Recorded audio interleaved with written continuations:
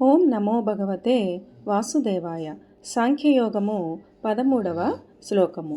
శ్రీ భగవానువాచ దేహినోస్మిన్ యదా దేహే కౌమారం యవ్వనం జరా తదా దేహాంతర ప్రాప్తిర్ధీరస్తత్ర నముహ్యతి.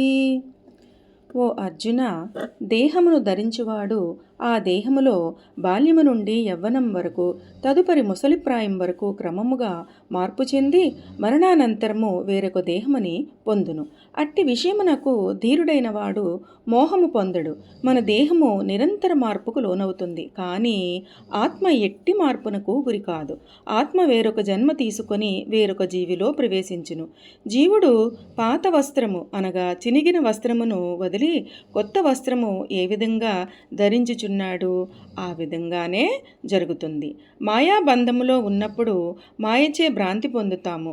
అలా అర్జునుడు కూడా భ్రాంతిని పొందాడు.